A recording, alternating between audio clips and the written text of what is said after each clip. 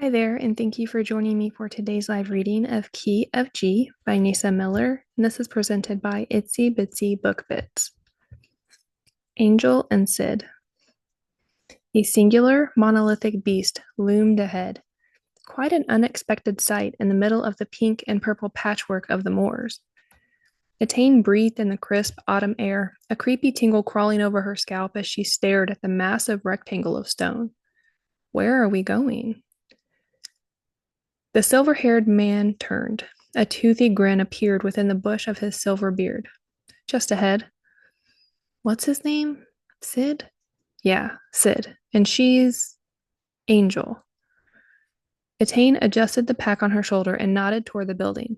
You expect me to go in there with you? Or is this a drop and run kind of scheme? Sid gave his partner a steely-eyed glare. Angel, a blonde woman dressed in blue leather armor, silenced him with a raised hand and approached Etain. I know it looks a bit scary.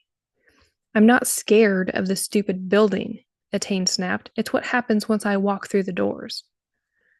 Angel stiffened. Life is what goes on in there. It's where we live. You'll probably say anything to get me inside.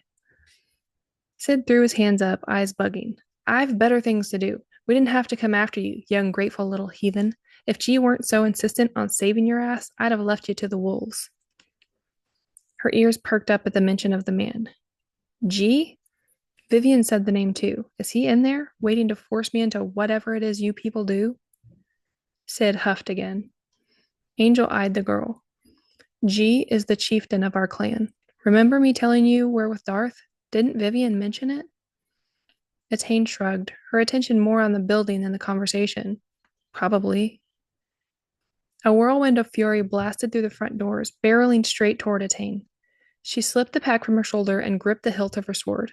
Before her stood a bald brick house of a man with a heated glare she was sure would melt steel. I'm usually more diplomatic and give noobs the option of walking in of their own free will. You seem to be either too stubborn or ignorant. Well, if the glare doesn't do it, the gravel voice will. Angel shook her head. Oh, gee, she's not ignorant. Quiet, Angel, he barked over his shoulder, his green-blue eyes on Etain. Given a closer view of the man, she noticed he wasn't bald after all. His hair was sandy blonde, cropped close to his scalp, but the brick house analogy was spot on. Then stubborn it is. He ducked in a linebacker stance, shoved into her midriff, causing her to lose her pack and sword, and tossed her over his shoulder.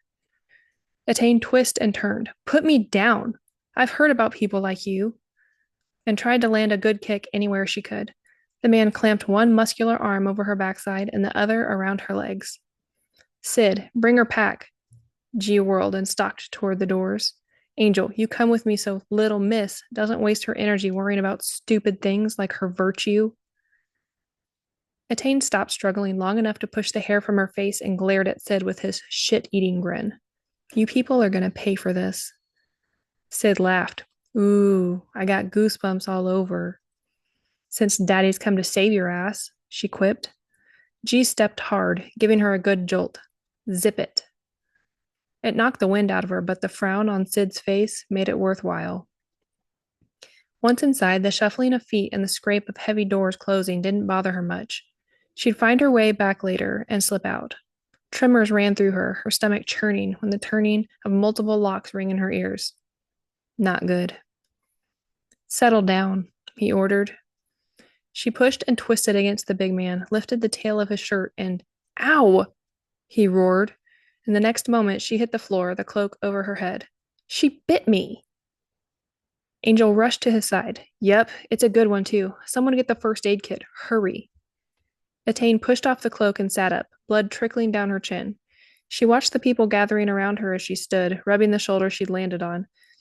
With everyone distracted by the crybaby master, she spied her pack next to Sid, dashed past him, and slipped through another doorway.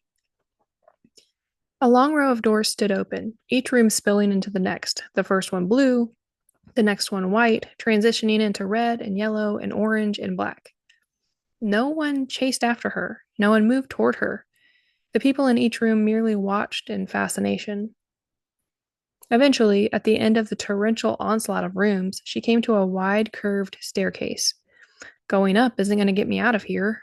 She shifted her pack and veered around the stairs. There it was, beckoning to her. A serious door made all the more intimidating by the bands of rivets crisscrossed over its metal skin. This is the time to be brave. You're Alamir, after all. The cool yet formidable handle turned easy enough, over and over and over again. God damn it! She pressed her forehead to the metal barrier, the coolness of the facade easing the ache in her head. No one will ever know what happened to me. A tear rolled down her cheek. I'm sorry, Daddy. The hair on the back of her neck rose. She closed her eyes and exhaled. Don't be sorry yet. You've only just arrived. She turned to the oaf who had dragged her here, her fingers wrapping around the hilt of her sword while slipping the backpack down onto the other hand. Her blade met his, deflecting his advance, followed by a bushwhack to his head with her pack. He staggered, but stayed on his feet. Etain released the pack, pivoted, and lunged. The big man blocked her move and landed a well-placed kick to her midsection, doubling her over and back into the metal door. With a loud oof, she crumpled, her sword clanging on the stone floor. That hurts, she sucked in a breath. Great plan there, Master G. She wheezed through her gritted teeth. You get your jollies by manhandling girls? He loomed over her with Angel and Sid behind him. Leave yourself open, get your ass kicked. At least he had the decency to offer her a hand, as if she would accept. She licked her lips, impaling the man with a glare, pushed against the wall, and struggled to her feet. With one arm around her midriff, she carefully retrieved her sword. G sheathed his blade. You're Alamir, girl. Time to fight like one. She wheezed another breath. I don't know which I'm more tired of. People wanting to fight me, or the ones wanting to teach me how to fight. Angel bustled past G. Leave her be now. She's had enough and you've seen enough. She wrapped an arm around Etain. Come on, let's get you cleaned up and settled in your room. Sid, get her pack and meet us upstairs. Etain leaned against the woman for a moment, catching her breath. No, I'll get it. No, you won't. Angel held onto her with an iron grip. Sid, get a move on. We have a fair flight of stairs to hobble up. Yes, ma'am, Miss Bossy Boots. I'm right behind you. Etain sat on the edge of the bed, her sword still in her hand, and watched the two move around the room, checking for what? She wasn't sure.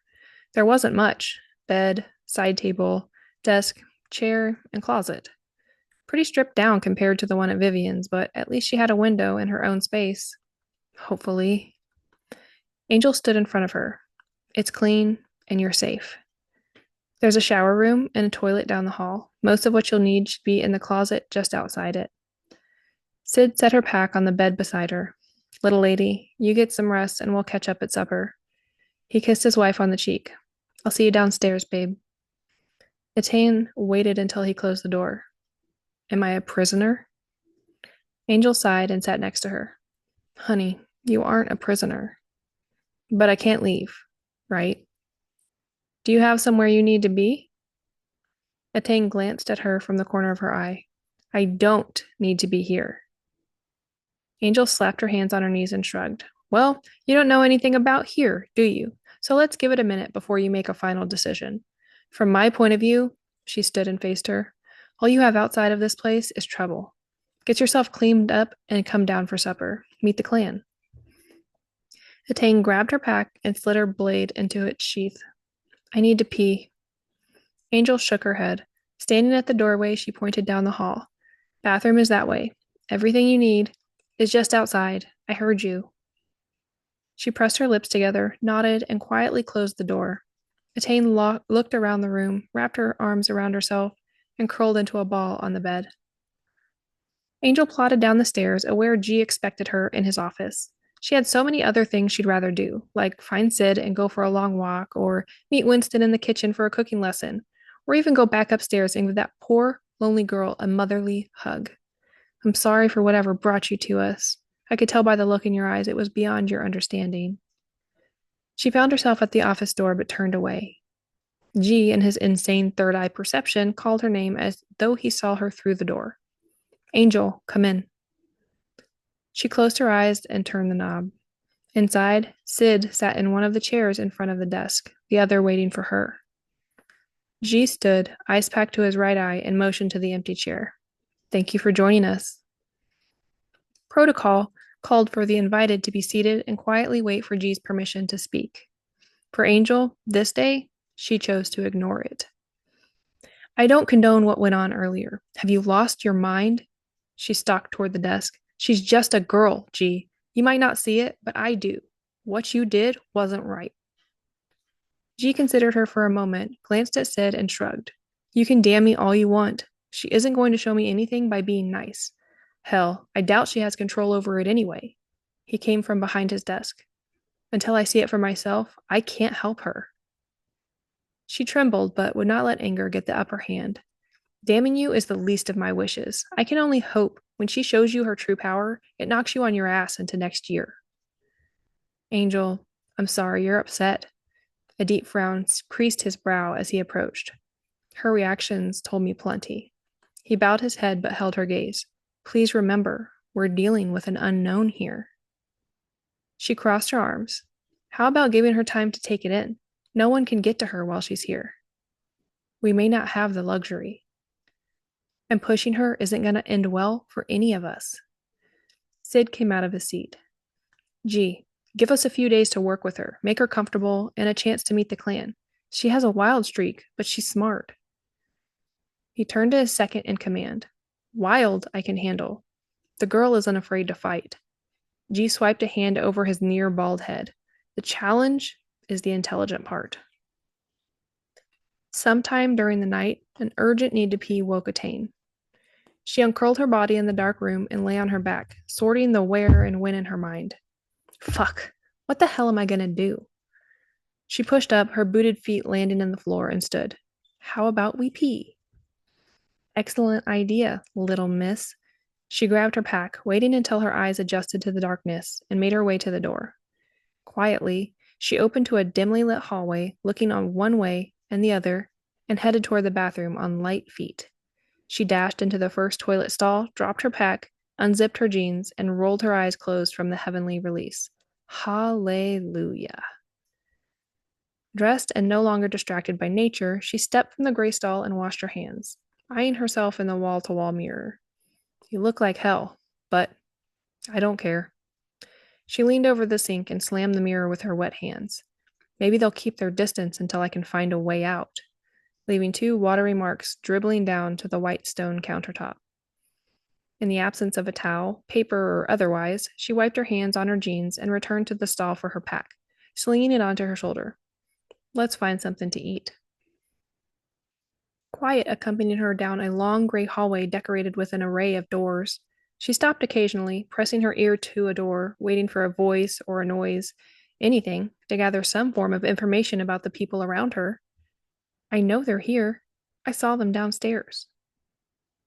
At the next door, she turned the handle. Locked. And crossed the hall to the next. Locked. As was every door except hers. Is this how clans work? Secrets locked away? Or are they afraid of me? She ran a hand through her hair. Why not lock me in instead of out? At the top of the stairs, she glanced over her shoulder. Cower in your crappy little rooms. I'm out of here. Step after step, she descended, stopping every so often and peering down the dark stairwell. Much like the hallway she'd left behind, a dim light shone at the bottom, beckoning to her. She continued until she could hardly breathe. What the hell? It didn't take this long to get to the room. She glanced over the banister again. The dim light appeared as far away as it had earlier. Etain veered from the stairs on the next floor, walked the hallway, and compared it to where she'd come from. It looked the same. Most buildings did. Right? Nothing unique, no imagination in the design, just floor on floor of door after door. Are they all locked? She pressed her ear to the first one. Nothing. The cool handle warmed at her touch. When it clicked and the door opened into darkness, her heart quickened, ears peaked for the sound of a footstep, a breath, or a voice challenging her presence. Silence except for her own breathing, inviting her into the room. The decor was no different. Bed, side table, desk, chair, and neither was the floor plan. Even the window was in the same spot. The crazy, creepy tingle crawled along her spine and over her scalp. She pivoted toward the bed. The covers were rumpled as though someone had curled up on top of them. No. Out of the room in seconds, she ran toward the door at the end of the hallway with no regard for the echoes of her boots against the stone floor, and crashed into the toilet with its multiple stalls, slamming the door against the wall. This time, she noticed how the lights flickered to life. She turned to the wall-to-wall mirror, marked by 2 dripping handprints. Holy crap! Not yet convinced, she dashed back to the stairs and flew down several flights, exiting onto another floor. The bedroom was the same, crumpled covers included, as was the dimly lit hallway and the ridiculous toilet with its multiple stalls. Motherfucker, she whispered and threw her pack at the handprints on the wall-to-wall mirror, smashing them into pieces. With her pack slung over her shoulder, she went floor to floor, making sure she added a new level of damage to not only the toilet, but the bedroom as well. Each subsequent floor reflected the same. After hours of destruction, she dropped on the landing of a floor she'd become quite familiar with, albeit unsure of which one.